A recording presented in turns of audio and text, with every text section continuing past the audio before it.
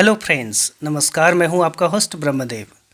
Friends, जाड़े की शुरुआत से लेकर बसंत के अंतिम चरण तक प्रयोग किया जाने वाला सबसे सस्ता लेकिन अत्यंत प्रभावशाली जैव रसायन या ऑर्गेनिक फर्टिलाइज़र अगर कोई है तो वह है सरसों की खली यानी मस्टर्ड केक। पारंपरिक तौर पर सरसों की खली को इस्तेमाल करने का जो सबसे सरल और अच्छा तरीका है वह है उसे पानी के साथ कुछ दिनों तक भिगोकर उसका घोल तैयार करना और उसके बाद उस घोल को पौधों की मिट्टी में अप्लाई करना। इसके इस्तेमाल से पौधों में एक चमक आ जाती है, पौधे हरे भरे हो जाते हैं, उनमें ग्रोथ की प्रक्रिया तेज हो जाती है और फल फूल निकलने की प्रक्रिया भी शुरू हो जाती है। लेकिन सरसों की खली के साथ एक बड़ी समस्या यह है कि इसे पानी में 2-3 दिनों से अधिक समय तक भिगोकर रखने के बाद घोल से दुर्गंध आने लगती है, फंगस का भी ग्रोथ होने लगता है और उसमें कीड़े भी पड़ जाते हैं।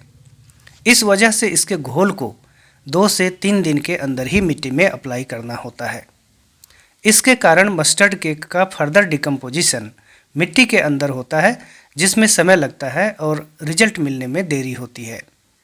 जबकि सरसों की खली के लिक्विड फर्टिलाइज़र को पावरफुल बनाने के लिए कम से कम 2 हफ्ते तक फर्मेंट करना ज़रूरी होता है और उसके बाद पौधों की मिट्टी में अप्लाई करने पर उसका लाभ तुरंत प्राप्त होता है।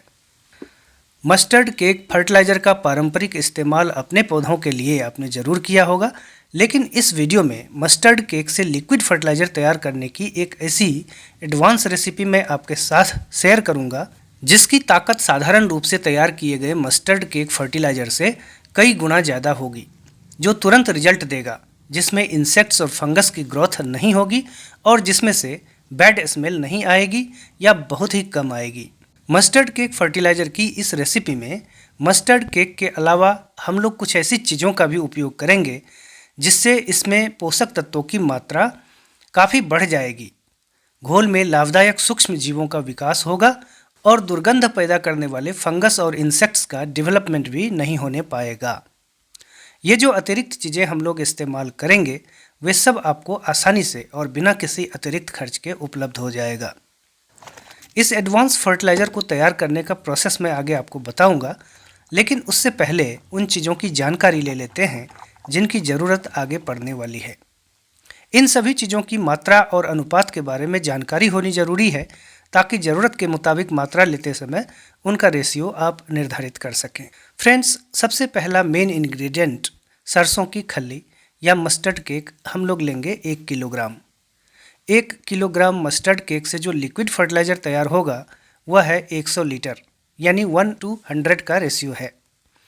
जैसे अगर आपको 10 लीटर फर्टिलाइज़र बनाना हो तो 0.1 kg यानी 100 ग्राम मस्टर्ड केक लेनी चाहिए। लोकल मार्केट में मस्टर्ड केक की कीमत लगभग 25 से 30 रुपया प्रति किलोग्राम है, जबकि ऑनलाइन मंगवाने पर रेट डबल से भी ज़्यादा हो सकता है। मस्टर्ड केक जितना ताज़ा होगा उतना ही अच्छा होगा। अधिक पुराना होने पर मस्टर्ड केक में फंगस लग जाता है और इसकी ताकत को कम कर देता है।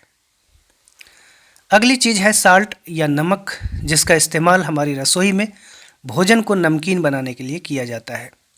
लेकिन ध्यान रहे कि यहाँ हम लोग रिफाइंड या आयोडाइज्ड साल्ट का इस्तेमाल नहीं करेंगे, बल्कि या तो क्रिस्टल के फॉर्म में मिलने वाले शुद्ध समुद्री नमक या हल्के गुलाबी रंग वाले रॉक साल्ट, जिसे सेंधा नमक भी कहते हैं, का ही इस्तेमाल करेंगे। इस नमक की जो मात्रा होगी वह है केवल 20 ग्राम यानी लगभग 4 छोटे चाय के चम्मच की मात्रा के बराबर। पौधों के लिए साधारण नमक का इस्तेमाल वैसे तो अच्छा नहीं माना जाता है, लेकिन यहाँ 100 लीटर लिक्विड फर्टिलाइज़र के लिए सिर्फ 20 ग्राम की मात्रा में नमक लिया जा रहा है, जो बहुत ही कम है और इससे पौधों को कोई भी नुकसान नहीं होगा। नमक के उपयोग से मस्टर्ड केक के घोल में खराब बैक्टीरिया और फंगस का डेवलपमेंट नहीं होने पाएगा। फ्रेंड्स, इस एडवांस्ड फर्टिलाइज़र रेसिपी का अगला इंग्रेडिएंट है गुड़ या जैगरी, जो गन्ने के रस से बनता है और पूरे भारतवर्ष की लगभग हर रसोई में इस्तेमाल किया जाता है। जैगरी की मात्रा हमें लेनी है 100 ग्राम, जो मस्टर्ड केक की मात्रा का 10वां हिस्सा है।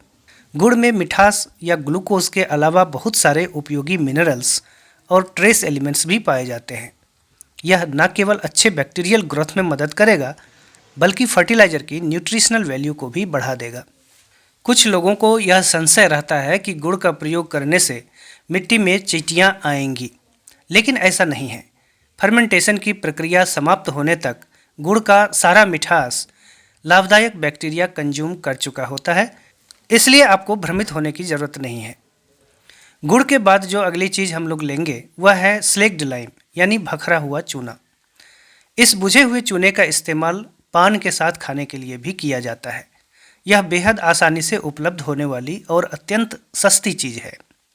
चूने की मात्रा लेनी है 50 ग्राम, यानी लगभग 4 बड़े चम्मच की मात्रा के बराबर। फ्रेंड्स, चूना कैल्शियम का एक बड़ा ही अच्छा और सस्ता स्रोत है और आसानी से उपलब्ध भी रहता है। जाड़े और वसंत में ज़्यादातर पौधों को कैल्शियम की विशेष आवश्यकता रहती है। नींबू वर्गीय फलदार पौधे जैसे नींबू, संतरा, माल्टा इत्यादि और सब्जियों में टमाटर, मिर्च, पालक, बैंगन इत्यादि पौधों को भी कैल्शियम की ज़रूरत कुछ ज़्यादा ही होती है। चूना एक हाईली अल्कलाइन मटेरियल भी है, इसलिए इसकी जो मात्रा बताई गई है उससे अधिक मात्रा में इस्तेमाल ना करें। पानी के अलावा जिस आखिरी और महत्वपूर्ण चीज़ का इस्तेमाल हम लोग करेंगे वह है काऊ या बुफेलो डंग, यानी गाय या भैंस का गोबर। प्रायोरिटी गाय के गोबर को देनी है, लेकिन ना मिले तो भैंस का गोबर भी ले सकते हैं। गाय के गोबर में पौधों के लिए ज़रूरी सभी पोषक तत्वों के अलावा लगभग 60 अलग अलग तरह के बैक्टीरिया और सैकड़ों तरह के यीस्ट मौजूद रहते हैं। इसके इस्तेमाल से हमारा mustard cake fertiliser micro organism से समृद्ध होगा और तेज़ी से डिकम्पोज होकर बहुत ही पावरफुल फर्टिलाइज़र बनेगा। यहाँ पर मैं बताना चाहूँगा कि जो गोबर हम लोगों को लेना है वह 12 घंटे से ज़्यादा पुराना नहीं होना चाहिए। गोबर जितना ताज़ा होगा उतना ही अच्छा रिजल्ट मिलेगा। इसकी मात्रा अंदाज़न 500 ग्राम के बराबर लेनी है, लेकिन थोड़ा कम या ज़्यादा हो तो भी चलेगा। गाय की गोबर हर जगह आसानी से उपलब्ध होने वाली चीज़ है और इसके लिए आपको कोई खर्च भी नहीं करना पड़ेगा। फ्रेंड्स, अब मैं आपको दिखाऊंगा कि इन सभी चीज़ों का उपयोग इस पावरफुल फर्टिलाइज़र को बनाने के लिए किस तरह करना है। शुरुआत में मस्टर्ड केक की मात्रा का 10 गुना पानी लेना है। यहाँ मैं 1 किलोग्राम मस्टर्ड केक का इस्तेमाल कर रहा हूँ, इसलिए इसका 10 गुना यानी 10 लीटर की मात्रा में पानी लूँगा। यहाँ मैं बताना चाहूँगा कि जब इस 10 लीटर पानी में फर्टिलाइज़र बनकर तैयार होगा तब इस्तेमाल करने से पहले हर 1 लीटर फर्टिलाइज़र को फिर से 10 लीटर पानी के साथ डाइल्यूट करेंगे और उसके बाद ही उसे पौधों की मिट्टी में अप्लाई करेंगे, यानी 10x10 का रूल फॉलो करेंगे। यह इस एडवांस्ड फर्टिलाइज़र को तैयार करने का एक ज़रूरी हिस्सा है, इसलिए इसे ज़रूर फॉलो करें। अब इस 10 लीटर पानी में पहले 20 ग्राम नमक और 50 ग्राम चूने का पाउडर डाल देंगे। ये दोनों चीज़ें पानी में बहुत आसानी से घुल जाते हैं। 100 ग्राम गुड़ को मैंने पहले ही थोड़े पानी में घोलकर रख लिया है और इसे भी अब पानी में डाल देते हैं। अब इस गाय के गोबर को भी इस 10 लीटर पानी में डालना है, लेकिन इसको सीधे ना डालकर पहले थोड़ा पानी लेकर इसका घोल बना लेते हैं। थोड़ा पतला घोल बनाएंगे क्योंकि गोबर के घोल को मिलाने से पहले फिल्टर करना ज़रूरी है। गोबर के पतले घोल को किसी छन्नी या कपड़े की मदद से छान लेंगे ताकि जो सॉलिड पार्टिकल है वो अलग हो जाए। गोबर के सॉलिड वेस्ट को कंपोस्ट बिन में डाल दें या डिस्कार्ड कर दें। गोबर के घोल से छाने गए पानी को हम लोग 10 लीटर वाले कंटेनर में वापस डाल देंगे। इस कंटेनर में मस्टर्ड केक को छोड़कर बाकी सभी चीज़ों को डाला जा चुका है। अब इसमें 1 किलोग्राम मस्टर्ड केक भी डाल देते हैं। इस पानी को एक बार डंडे की मदद से घुमा दें ताकि सारी चीज़ें एक साथ अच्छी तरह मिक्स हो जाएं। मस्टर्ड केक को पानी में पूरी तरह घुलने में लगभग 1 से 2 दिन लगते हैं। अगर ताज़ा मस्टर्ड केक होगा तो 1 दिन के अंदर घुल जाएगा, अन्यथा समय ज़्यादा लगेगा। लेकिन अब इस मिश्रण को हम लोग कम से कम 2 हफ्ते तक फर्मेंट होने के लिए छोड़ेंगे। अगर गर्मी का मौसम होता तो 1 हफ्ते में ही फर्टिलाइज़र बनकर तैयार हो जाता, लेकिन जाड़े में अधिक समय लगता है। फ्रेंड्स, इस मिश्रण को किसी छायादार जगह पर ढक कर रखें और अगले दिन से इसे हर रोज़ 1-2 बार जब भी समय मिले डंडे की मदद से घुमाया ज़रूर करें। इस तरह आप देखेंगे कि घुमाने से मिश्रण में झाग पैदा होता है, जो इस बात का सबूत है कि इसमें माइक्रोब्स का डेवलपमेंट अच्छी तरह हो रहा है। 2 हफ्ते बीतने के बाद मिश्रण में झाग का बनना कम हो जाता है, जिससे यह पता चलता है कि मस्टर्ड केक का डिकम्पोजिशन काफ़ी हद तक पूरा हो चुका है और अब इस लिक्विड फर्टिलाइज़र का इस्तेमाल बखूबी किया जा सकता है। जैसा कि मैंने पहले बताया कि तैयार हुए लिक्विड फर्टिलाइज़र को उसके 10 गुने पानी में घोल कर ही इस्तेमाल करना है। इसलिए पहले 10 लीटर पानी में 1 लीटर तैयार लिक्विड फर्टिलाइज़र को डालें और उसके बाद उस डाइल्यूटेड घोल को पौधों की मिट्टी में अप्लाई करें। एक और महत्वपूर्ण चीज़ जिसे ध्यान में रखना है कि तैयार किए गए लिक्विड फर्टिलाइज़र को पानी में डाइल्यूट करते समय अगर छान लिया जाए, जिससे कि थोड़े बहुत बचे हुए सॉलिड पार्टिकल को घोल में मिलने से रोका जा सके, तो अच्छा होगा। इससे मिट्टी में किसी तरह के फंगस डेवलपमेंट का चांस नहीं रहेगा।